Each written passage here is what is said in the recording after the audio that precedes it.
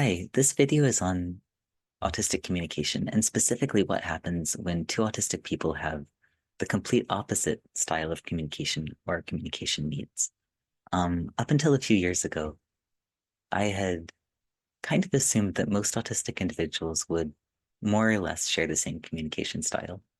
And then I had the chance to actually become more involved in the autistic community and to meet other autistic individuals. And it did not take long to realize that my assumption was completely incorrect. The community is a wonderful place, and many of us do understand other autistic individuals relatively well.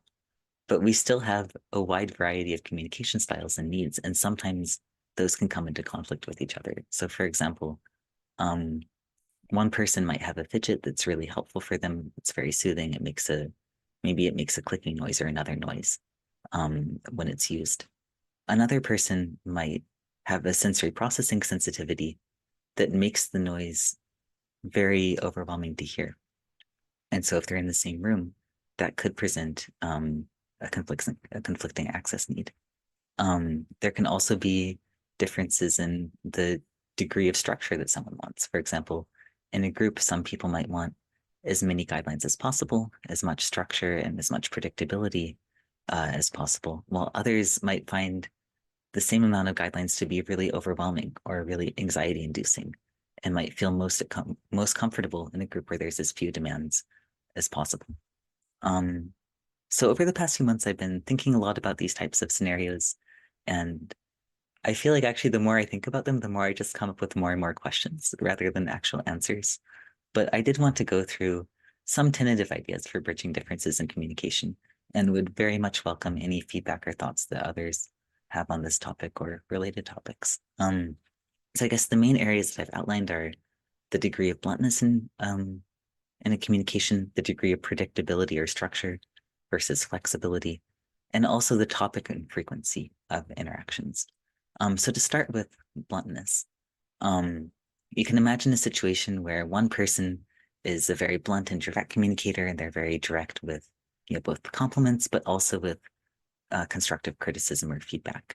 And maybe the other person is more sensitive to criticism and might particularly find it challenging if there's more blunt criticism that they're receiving. So I feel like there's two different aspects of bridging the communication gap. One is understanding intentions. I feel like understanding the other person's intentions and appreciating their communication style can go a long ways. But then I think the other part is more practical or actionable suggestions. So to start off with intentions and perspectives, what might be some of the advantages or reasoning behind a blunt communication style? I think that a potential strength of blunt communication is that it can be very authentic. It can be very genuine.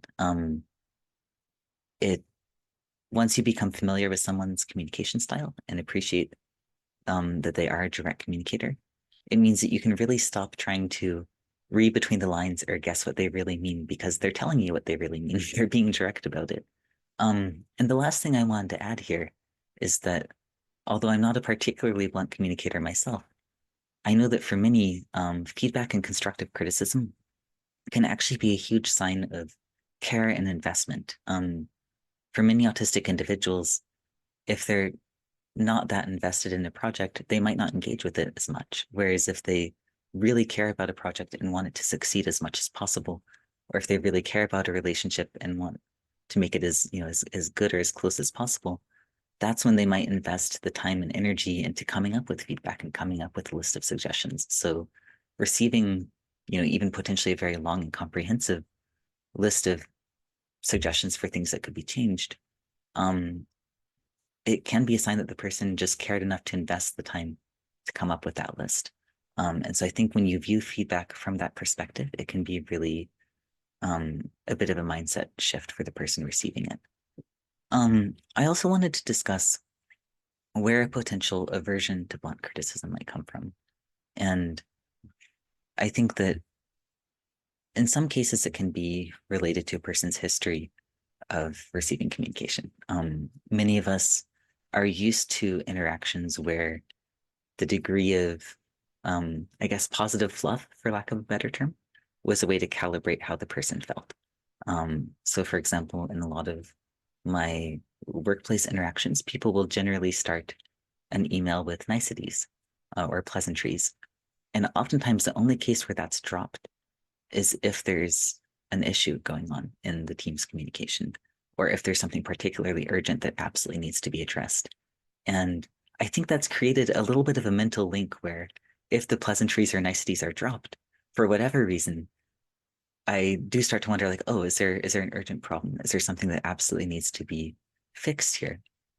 And I think that anxiety might be particularly heightened for people who naturally are more socially anxious, and who might second guess how we're communicating or whether we're bothering or disrupting others in any way. One thing that I personally find helpful, although I don't think it should necessarily be required or expected, but is knowing kind of upfront how others prefer to communicate. So if I know naturally that someone is a very blunt or direct communicator, it helps me sort of keep that in mind when I'm receiving feedback from them. Sorry, I'm just scrolling down. I'd written a few notes on this. I want to make sure I get to all of them. I guess sort of shifting away from the perspectives and intentions to potential tangible suggestions. I think one suggestion would be the potential inclusion of a tone indicator. And this doesn't necessarily have to be the indicator of how someone's feeling emotionally. It could be if that's what everyone's comfortable with. But that might be a lot to ask, especially if it's a professional interaction. Someone might feel a little bit, it might feel a bit invasive to ask someone to share, are they happy? Are they excited? Are they neutral? Are they mildly frustrated, very frustrated? Not to mention, what if they're feeling a few different things? How detailed do they need to be in describing their tone or emotional state? I think potentially a more practical type of tone indicator would be just some way to indicate when the issue is particularly pressing, or when there is kind of a deeper or underlying frustration with the project that needs to be addressed. And what can be helpful, if there is an agreement that everyone on the team will indicate, directly if there is a broader issue, is that in the absence of that indicator, then you can just take the feedback at face value. You don't have to worry that there's a broader unhappiness with the project. I think certainly this is probably a very cliche point, but still worth including because I think it does make a lot of difference. Be direct yourself if you're wondering about what someone's communication means. So, for example, if you receive feedback and you're not sure if the person's upset or bothered, just ask them directly. In most cases, that would be okay, and they might even appreciate it as long as it's asked respectfully. And as kind of a more substantial point on this, I think it can be helpful to check our own written rules and make them explicit where possible. So, for example, many times we will ask for suggestions on a project, or ask for feedback. And it's just kind of expected that people will, or at least it seems to be a common norm, that when people send their feedback, they'll also send some words about their overall sentiment towards the project. Like, I'm excited about this. This is great. I like this part. But that hasn't been specifically asked for. And so if it's important or helpful or reassuring to know what people think of the project, what they think the strengths are, what they're excited about, what parts they definitely want to keep, maybe ask for that directly. In addition to asking for feedback, you can ask, what do you think the strengths of this project are? What do you think needs to change? What suggestions would you like to make?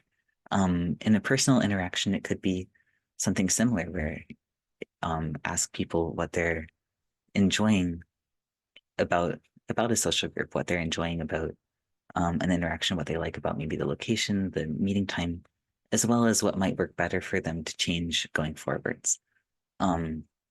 And then the last point, which is probably going to vary a lot from person to person, but is figuring out maybe what method of feedback works best for everyone. So in some cases, this could be designating a specific time for feedback and then keeping, constructive criticism not necessarily gone or absent, but maybe uh, maybe only the more urgent constructive criticism would be brought up in the meantime, and then most things could be discussed in this specific meeting, and it can be a little bit more predictable. Then it can feel a little bit more contained. For other people, they might prefer the complete opposite. They might find it really overwhelming to have, one major meeting where a whole list of things are potentially brought up.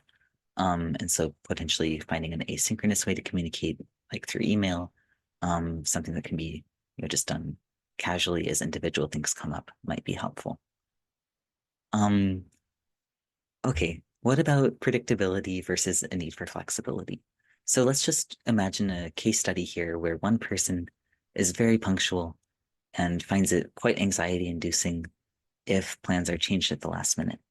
And the other person um, values their relationship, but finds it much more challenging to be on time, might find punctuality a little bit difficult, or keeping track of time to be a bit challenging, and might also have other other things going on in their life, so that potentially they might need to cancel things at the last minute more often.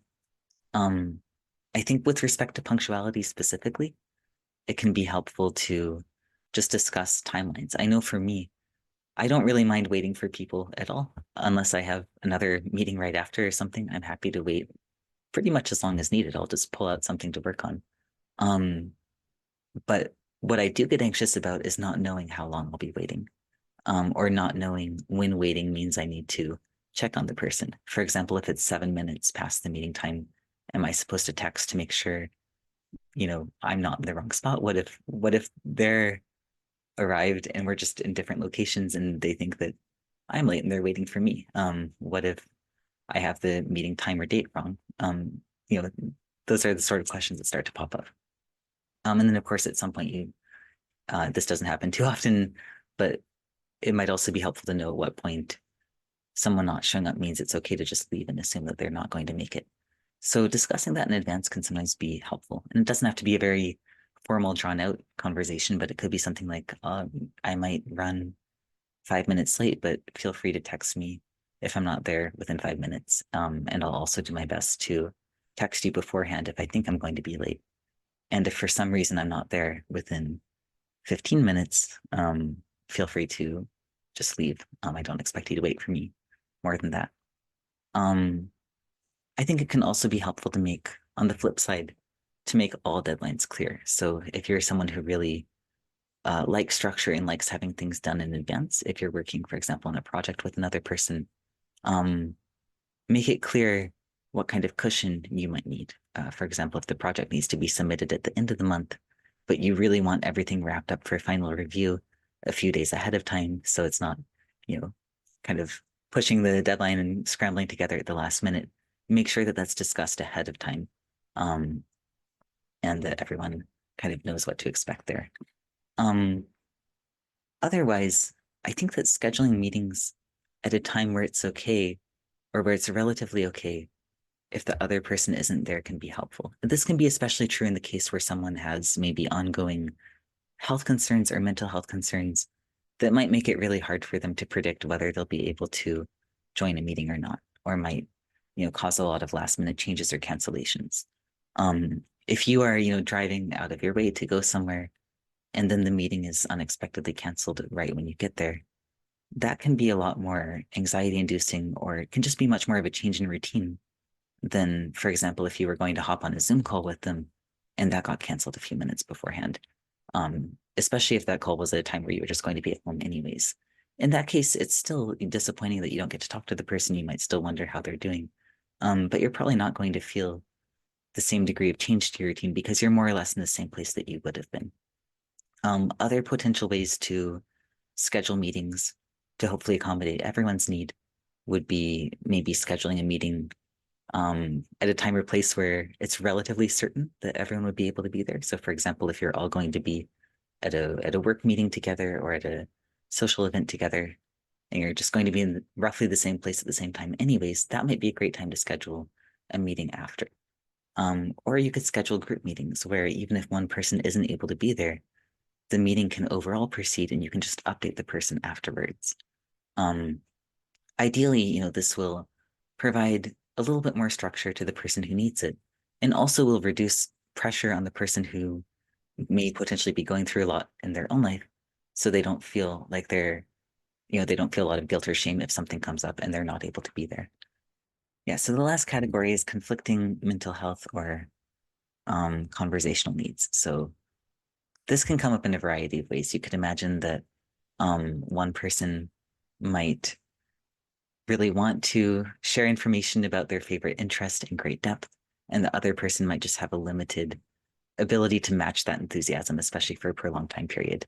You could have it where maybe one person is experiencing a lot of anxiety and wants support with things going on in their life, or maybe they're worried about just broader topics in the world at large, like current events. Um, and the other person might also be struggling or might have a limited emotional bandwidth to support them at that point in time, or might even need just more of a lighthearted interaction. Um, Unfortunately, I don't really feel like I have great suggestions here. I know, very generally speaking, it can be helpful if both people kind of communicate what they have the energy for at the beginning of an interaction. Sometimes scheduling a conversation or almost setting an agenda for it can be helpful. So, for example, maybe one person gets to talk about their favorite interest for the first half, and the other person will listen attentively. And then the other person gets to talk about their favorite interest for the second half, and the first person will listen attentively. So that way it feels, equal and everyone gets a chance to share, and it's kind of structured and predictable. Um, for for situations where one person might need more emotional support and the other person feels anxious about it, or feels anxious about some of the topics that will be discussed, I think that's a little bit harder. It's possible that you might shift to other ways of showing support. So maybe you could find an activity to do together, like play a game together, go for a walk together. Um, Maybe you could help the person in tangible ways, like dropping off food for them, but not staying for a long time to talk. Um, I would very much welcome any ideas that others have on this topic. As far as frequency of contact, so I guess shifting back a little bit more to I think this comes up a little bit more in professional settings, or if you're collaborating with someone on something. What are the unspoken rules for communication in between team meetings? Do you want to be contacted with ideas or non-urgent questions between meetings, or do you want